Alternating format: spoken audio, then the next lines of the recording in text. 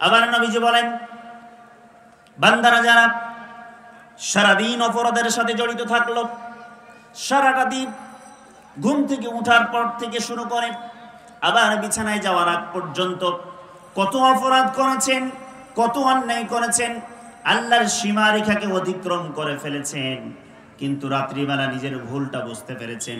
রাত্রিবেলা আল্লাহ রাব্বুল আলামিনের কাছে নিজের অপরাধের কথা স্বীকার করেছেন।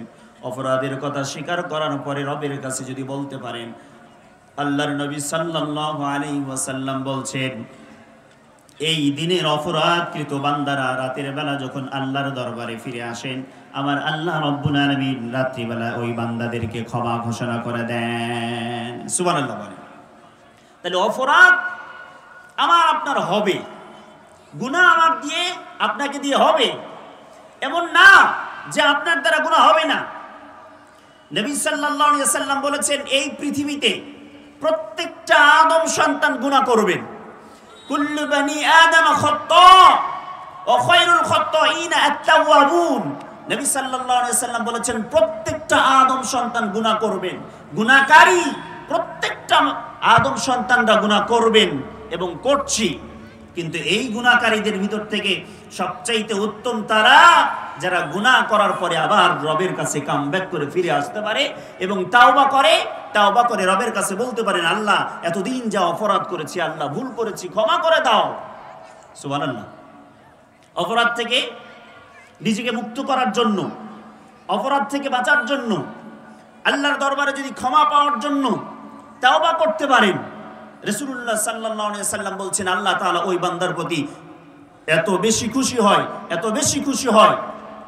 একটা হাদিস এসেছে, কোন বান্দা যদি, আল্লাহর যদি কোনো বান্দা ঘর থেকে বের হয় দূরের কোনো সফরের উদ্দেশ্যে, বাড়ির থেকে বের হলো কিছু খাবার নিয়ে, বাড়ির থেকে বের হলো কিছু পাথিও নিয়ে, বাড়ির থেকে বের হলো আসবাবপত্র নিয়ে, পোশাক, খাবার, পানীয় যা কিছু প্রয়োজন এগুলো নিয়ে বাড়ির থেকে বের হলো। মরুপ্রান্তরে গিয়ে ক্লান্ত পরিশ্রান্ত হয়ে গেল, ক্লান্ত হবার কারণে কোনো একটা ফাঁকা জায়গায় অথবা একটা গাছের নিচে বিশ্রাম নেওয়ার জন্য বসে পড়লেন কিংবা শুয়ে পড়েছেন, ঘুম এসে গেল। ঘুম থেকে হঠাৎ উঠে দেখে তার সাথে যে যানবাহন ছিল, তার খাবার টাবার যা কিছু ছিল সব হারিয়ে গেছে।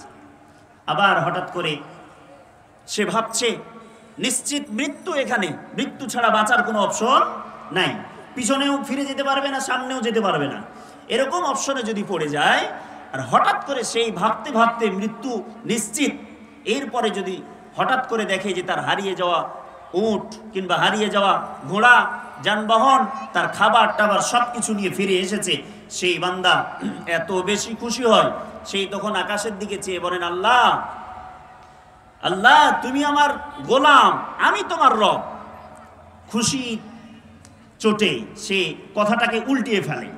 সে বলার কথা ছিল, আল্লাহ তুমি আমার রব, আমি তোমার গোলাম, এটারে সে উল্টিয়ে ফেলে। আল্লাহ রাব্বুল আলামিন মুচকি হাসি দেন এবং ওই বান্দার প্রতি এত বেশি সন্তুষ্ট হন, এত বেশি সন্তুষ্ট হন, আল্লাহ তাআলা সাথে সাথে তাকে মাফ করে দেন। সুবহানাল্লাহ। আল্লাহ রাব্বুল আলামিন বান্দারা যখন তাওবার জন্য রবের কাছে ফিরে আসে, একটা জিনিস একটা বলেন তো, আপনাদের এলাকার চেয়ারম্যান আছে না? একটু কথা বলেন, চেয়ারম্যান আছে না, মেম্বার আছে, আপনি ভোট দিয়ে তাকে পাশ করাইছেন, আপনি নিজের ভোট দিয়ে নিজে পরিশ্রম করে খেটে খেটে তাকে পাশ করিয়ে চেয়ারে বসাইছেন। কেন বসালেন? আপনার এলাকার কাজ করবে বলে, আপনার রাস্তা ঠিক করে দেবে বলে, আপনার জনগণের জন্য সে কি করবে? কাজ করবে। এখন পাশ করে যাওয়ার পরে আপনি আপনার চেয়ারম্যানের কাছে যেই দিন পাশ করেছে তার পরের দিন গেছেন, মামা আমার বাড়ির সামনের রাস্তা বিগত 10 বছর আমি কাজ পাই নাই, আজকে আপনার জন্য এত কিছু খাটলাম, আমার এই রাস্তা করে দেওয়া লাগবে। চেয়ারম্যান বললেন, ঠিক আছে মামা, আপনার এই রাস্তা হয়ে যাবে। আপনি রাস্তা পেয়ে গেলেন। আবার পরের সপ্তাহে গেছেন, মামা আমার এলাকার মসজিদ আপনাকে করে দিতে হবে। চেয়ারম্যান বলছে, ঠিক আছে, আপনার এলাকার মসজিদ হয়ে গেল। এইভাবে একবার, দুইবার, চারবার যাবেন, 5 বার যাবেন, সবাই উত্তর দেন। প্রথমবার যখন গিয়েছেন, দ্বিতীয়বার গিয়েছেন, তৃতীয়বার গিয়েছেন, এই প্রথম দিকের যে আন্তরিকতা তার কাছ থেকে, চেয়ারম্যানের কাছ থেকে পাবেন, একটানা যদি 10 বার 15 বার 20 বার প্রতিদিন যাওয়ার চেষ্টা করেন, পরবর্তী দিনগুলো কি ওই প্রথম দিনের মতো কোনো আন্তরিকতা পাবেন নাকি পার্থক্য আসবে? মন খারাপ করবেন না। চেয়ারম্যান একটা সময় ধমক দেবে না, বিরক্ত হবে না? কথা বলেন না, বিরক্ত হবে কিনা? অবশ্যই বিরক্ত হবে।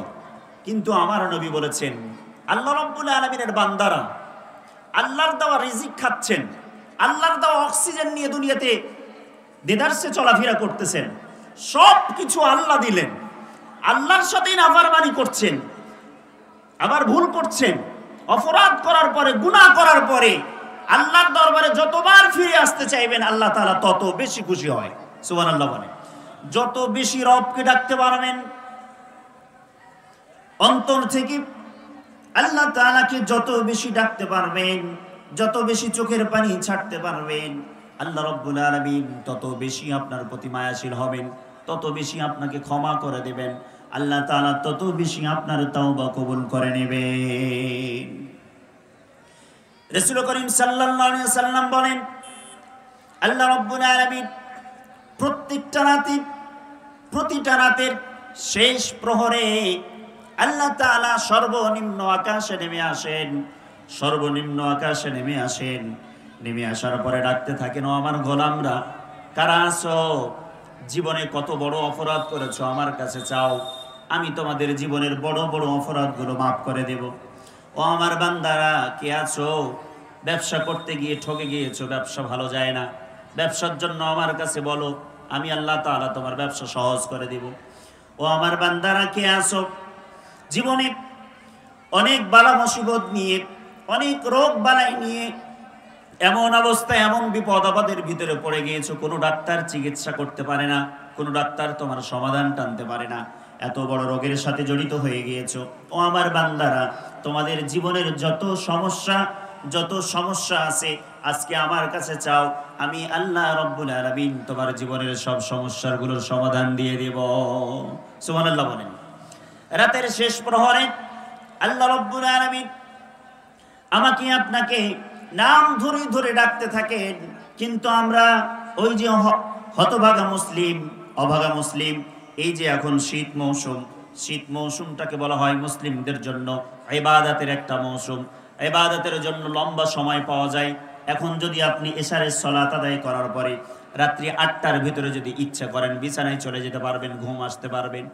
রাত্রি 8টা থেকে 12টা পর্যন্ত 4 ঘন্টা, এরপরে আর 2টা ঘন্টা যদি আপনি ঘুমান, ডাক্তারি সায়েন্স বলে, মেডিকেল সায়েন্স বলেন, মাত্র 5 থেকে 6 ঘন্টা যদি আপনি ঘুমান, আপনার পর্যাপ্ত শরীরের এনার্জি চলে আসবে। এরপরে আপনি বিছানা ছেড়ে দেন, রাতের শেষ প্রহরে রবের কাছে দাঁড়িয়ে যান। আপনার জীবনের কত সমস্যা, আপনার জীবনে কত অসুবিধা, আপনার জীবনে কত রোগ বালাই, জীবনে কত অন্যায় আপনি করেছেন, আপনার অন্যায়গুলো যদি একখানে করা হয়, আল্লাহ রাব্বুল আলামিনের হাবিব বলেছেন, আপনার জীবনের সমস্ত অন্যায়গুলো যদি একটা বিশাল আকারের পাহাড় সমপরিমাণ হয়ে যায়, কিন্তু আল্লাহর দয়া কিন্তু এই পাহাড়ের তুলনায় অনেক অনেক অনেক অনেক বেশি। আপনি যদি এই পুরো পৃথিবীর সমপরিমাণ অপরাধ করে ফেলেন, এই পুরো পৃথিবীর সমপরিমাণ গুনাহ করে ফেলেন, আল্লাহ রাব্বুল আলামিনের কাছে যদি আপনি কামব্যাক করে ফিরে আসতে পারেন, তাওবা করতে পারেন, আল্লাহ রাব্বুল আলামিনের হাবিব সাল্লাল্লাহু আলাইহি সাল্লাম বলেছেন, আল্লাহর দয়া আপনার এই শত শত পৃথিবীর সমপরিমাণ আল্লাহর দয়া আপনার উপরে চলে আসবে, আল্লাহ আপনাকে মাফ করে দেবেন।